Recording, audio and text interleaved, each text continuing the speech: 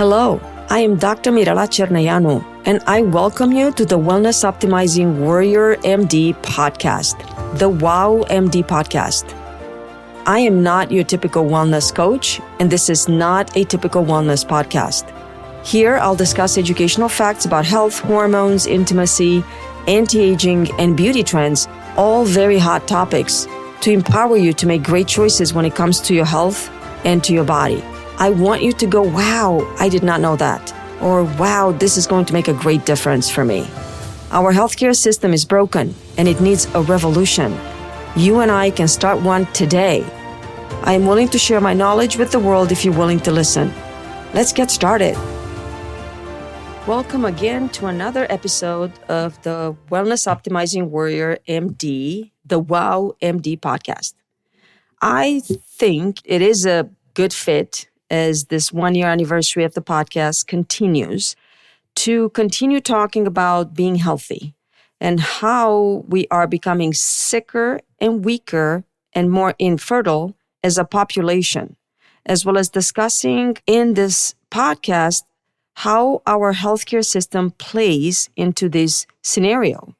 How is it helping us? Is it causing us to become sicker, weaker, and more infertile, or is it actually helping us overcome these problems?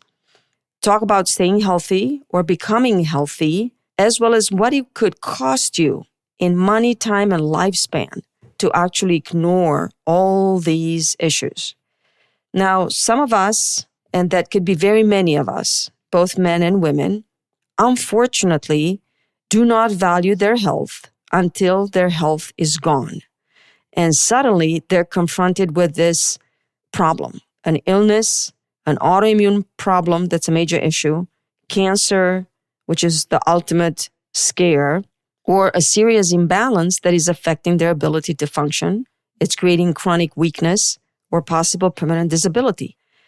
Until they have that come to Jesus moment, a lot of you are actually ignoring some of the issues that are happening. Your body is giving you signals and is talking to you every day. However, we choose to ignore persistently, consistently what our body's telling us. Hey, you got a problem. You're tired. You're achy. You're foggy. This is stiff. This hurts here. And we keep going because we want to keep going because it's mind over matter. So when you get confronted with this situation, you lose your ability to function. You have chronic weakness, possible permanent disability. You're faced with the possibility of death from cancer. Confronted with such a situation, about 99.9% of the people will do anything, and they are willing to do whatever it takes. At that point, any one of us is willing to spend whatever money you need to spend in order to get your health back, to avoid dying, and to extend your life a lot longer. So, and I'm saying a lot longer because if you're under 50, you should definitely have many years ahead of you. If you're between 50 and 76, which is the average life expectancy in the US, so between 50 and 76, you should be healthy enough that you get to enjoy your golden years, not spend your life savings on health expenses and not spend your time on doctor visits or rehab. You should spend your life saving on your kids or on travel or doing fun things like golfing, hanging out with friends, hiking, stuff that you didn't have a chance to do when you were working hard and raising a family. Or maybe you need your health to keep you working through the golden years because you need to, financially for most people, or for some of us because you have a calling to do so, and because your job and your health are a good fit for you, and you can continue doing that. Now, that would be very close to optimal and ideal circumstances. So if we could work till we die, that's great. Now, a crucial educational point to this mini series and what I'm trying to do with my podcast is letting anyone who bothers to listen to these episodes, to the podcast in general, to be aware and to understand that you should value your health above everything else in life. Obviously, I'm not talking about the value of your family should always come first, maybe your faith in God as well. But you should value your health over your career, over your finances, over any other personal obligations that you think you have, or anything else in your life that you need to do on a daily basis. Because all the possessions we have in this world, our bank account, our credit, our digital image, social media stuff, right? Our car, our fancy or basic housing, our retirement accounts, etc. All of this means nothing if we don't have a healthy mind, soul, and body. The only thing we do own that is ours for safekeeping and safeguarding, for nourishing and for enjoying all the life experiences we want and that we desire is our body, okay? We need to think, we need to feel, to see, to hear, to move. We need to eat and digest our nourishing food and drink. In order to think healthy thoughts, we need a healthy mind and healthy emotions. In order to see, we need a healthy vision. In order to hear and be able to communicate verbally with others and integrate ourselves within a society, a family, a culture, we need a well-functioning hearing system. In order to live, we absolutely need nourishment, and a healthy digestive system is a must. In order for our body to take us places, to do all the things we want our body to do, in order for our body to operate well in a healthy manner, we need most or all of our nourishment to get to all of our tissues and cells and to feed them. So we need a healthy cardiovascular system that's composed of our heart and the blood vessels in our body. That will do that. Our heart is the major central pump that ensures this essential function. So we need a healthy heart. In order to move, to get places, do things involving our body, we need healthy muscles. We need firm and strong tendons to anchor our muscles to our healthy, strong bones. We need healthy joints, which means well-lubricated joints, with very healthy, strong cartilage to prevent bones in the joint from rubbing against one another.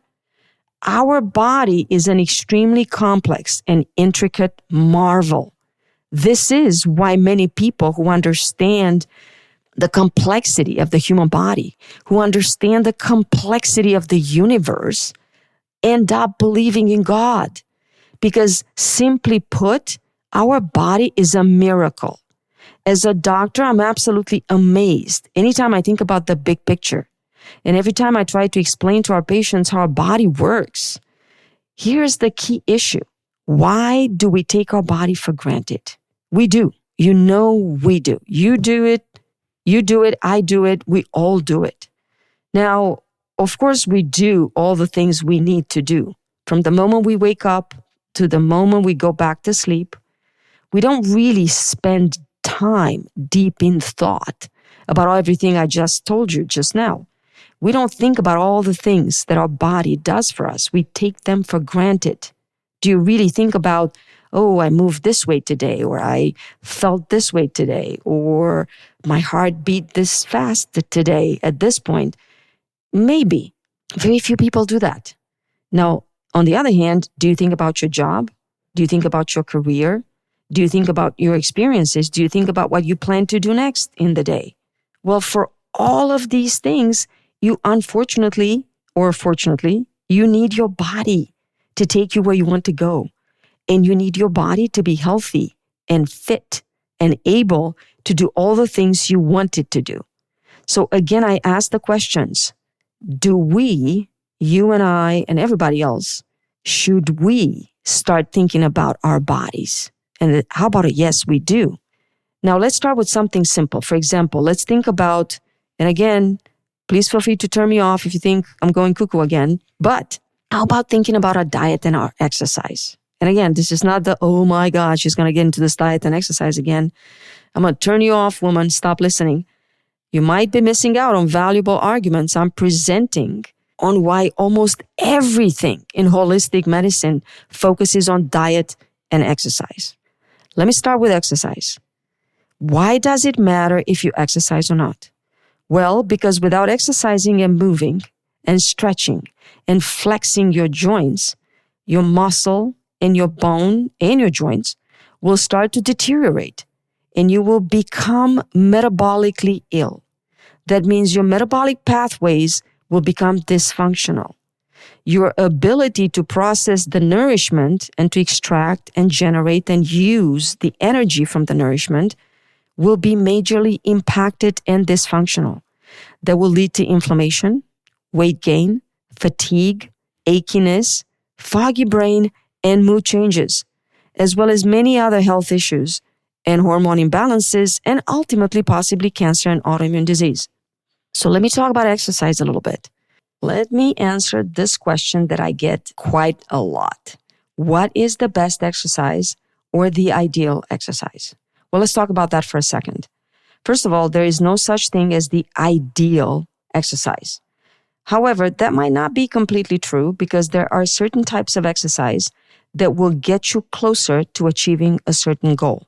For example, if you want to lose weight by exercising, you need to use either weight resistance training or work with weights. The key mechanism to achieve weight loss by exercising is by focusing on building muscle mass. You're not going to build muscle mass by using the treadmill, the elliptical machine, by running, by hiking, walking the dog. These activities are great. They're good for fitness, and they maintain the heart pump healthy. They keep the blood vessels walls relaxed and supple, and they avoid stiffening of the blood vessels, which is how we get hypertension. And again, walking, hiking, cardio, these are all great activities to maintain cardiovascular fitness, as well as our muscle, our flexibility, our joint lubrication, but they will not help you lose weight. Now, if you tend to be stiff, then stretching before any activity, or actually stretching as a fitness activity, might work really well for you. Now, I could talk an hour, maybe more, about the benefits of yoga. I'm not going to do it here, okay? People believe yoga is just stretching. No, it is not. It helps your muscle mass like you wouldn't believe. But again, not the topic for another day. The bottom line is, all manner of exercise are excellent for the mind, body, and soul connection.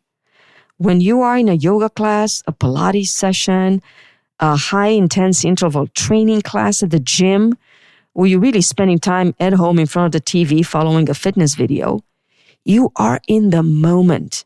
You are connected to your body. You are focused on your movements.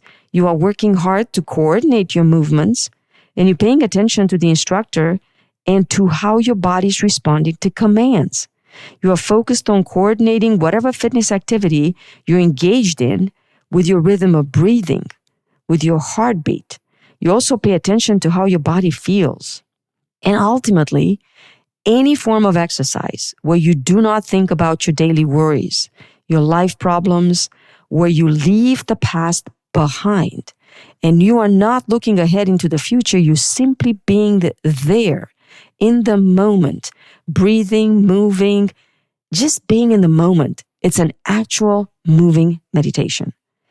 All these activities are awesome, not just for your body, but also for your brain. Your brain, your mind, your emotions need a break from day-to-day grind. You only give your brain that break when you meditate, you sleep, or you engage in a meditative type of exercise. And any exercise where you really focus on the body and how you move and how you breathe, any type of exercise can be a meditative type of exercise. Now, I have a pretty firm belief that every single one of you listening to my podcast knows that exercising is a must. We don't deny that. However, there are probably quite a few of you that are listening that maybe find excuses on why not to exercise. I don't have time. Or, and this probably might be number one, it costs money. I cannot join a gym. I cannot go to yoga or Pilates. It's too expensive. Let me give you another one. I don't feel motivated. I just can't find the desire. That's a big one. And probably another big one, and not the least, and the only justified reason maybe not to exercise. Again, this is a justifiable reason not to exercise. And this is what I hear from some of my patients, unfortunately. I don't feel well enough to exercise. And what's worse, and I'll explain to you why that is worse. Some might give up on exercising because they say exercise makes me feel bad, or makes me feel exhausted, so I can't exercise. Now, let's talk about this for a second. Why is exercising making you feel poorly afterwards? Well, because if you have gotten yourself in this situation, you might understand that exercise is necessary. You want to do the exercise.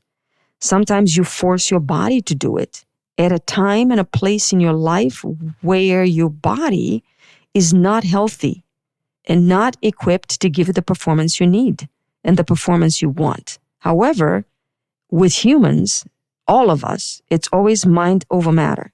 And the mind will always trump the body's needs because of our ego. People have written books about this. I'm not going to dwell on it. However, I'm trying to make the point that if you do the right exercise for you, at the end of this exercise, you should feel awesome. You should feel loose, limber, energized, invigorated, and ready for the rest of your day. You should feel relaxed, calm, composed, ready to handle just about anything, or just go home and enjoy the rest of your evening if you're an evening, late afternoon exerciser.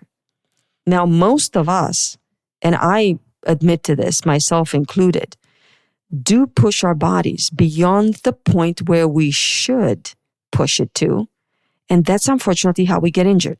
I mean, I have tons of injuries. I have 7 knee surgeries, 2 on my right, 5 on my left, because I constantly do things without necessarily thinking about the consequences. And it's a lot of the times what got me in trouble was mind over matter.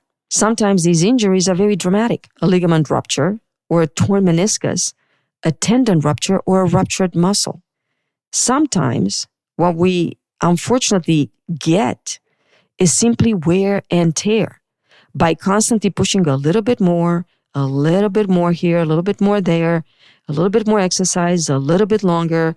That's how we end up with chronic muscular issues or chronic joint issues in our biggest joints, the hips, the knees, the shoulders, and our spine. Let's not forget our back. There are people that can help you stay in shape, get you motivated, and make sure that you exercise to the best of your abilities without straining yourself or pushing for an injury. If you can afford a personal trainer, well, that's great. If you cannot, then there's options. Consider joining a gym with fitness classes or joining a yoga studio that has yoga classes with teachers that are trained to give you adjustments, or a Pilates studios where classes are a very good way to provide you with a framework for exercising safely. Now, if you do not see value in exercising in the form of joining a gym, joining a yoga studio, joining a Pilates studio, then just do the best you can. Simply walk around the park, walk around your community if it's safe, or hike the trails in your neighborhood, again, if it's safe and you're comfortable with your fitness and you know your environment. Now, there could be multiple reasons why you are not motivated to exercise. One of them, let's face it, is depression. Mental health issues make it harder to get motivated to stay active and to exercise on a daily basis. Unfortunately, the same is true for anxiety. If you suffer from anxiety, then obviously going to a class that they play loud music and is very noisy, that might trigger or worsen your fight or flight response. That could lead to a worsening of your anxiety. It could create avoidance and possibly fear of exercise in general. Now, here's the thing. I am not the best cheerleading, motivating person in the world. I like logic and I like doing things that make common sense, that are common sense. I sincerely hope that this little diatribe regarding exercise has convinced you that you need to make exercise daily in one form or another a non-negotiable, must-do everyday activity. If you don't feel this way just yet, and you don't agree with me, at least I hope I planted a seed. And I sincerely hope that you can ponder why you need to make this a non-negotiable daily activity. And let me say this again, because 1 hour of exercise can help you maintain a healthy heart, maintain mobility and flexibility of your joints, maintain and grow your muscle mass, keep your bones strong and healthy, keep your mind healthy, balanced, at peace, and focused. And last but not least, maintain a healthy hormone balance. And these are just a few of the benefits that you get if you make exercising for 1 hour a day a non-negotiable daily activity. Now, remember, our bodies are made to move. Look at animals.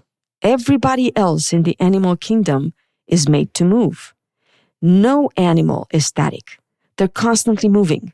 If they stop moving, most of them die because they fall prey to predators. If they stop moving, they die of starvation because they can't chase the prey or get food. We humans have become so evolved that we have a lot of stuff just simply coming to us.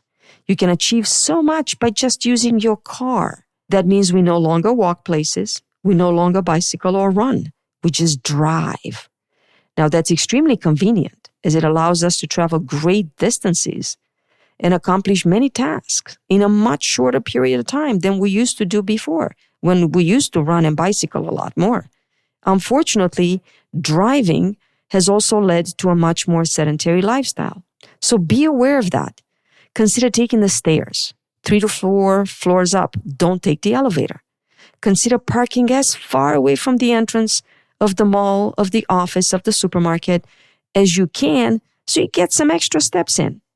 Worse, our modern conveniences today are so extraordinary and so convenient that we don't even have to go to the grocery store or the mall to buy food or clothes.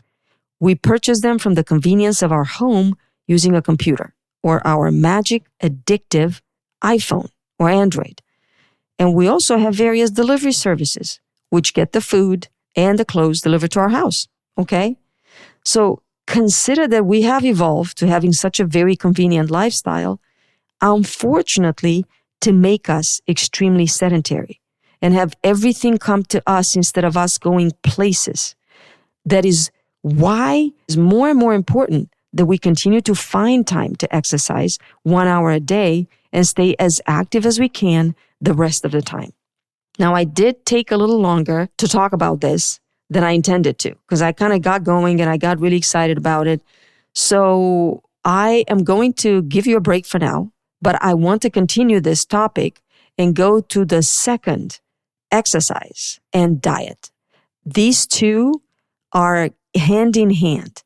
They need to work together, and they're the main tools that we employ in holistic healing. We cannot heal someone holistically if they do not move the way they're meant to move and the way their body allows them to move in order to get them benefits from moving.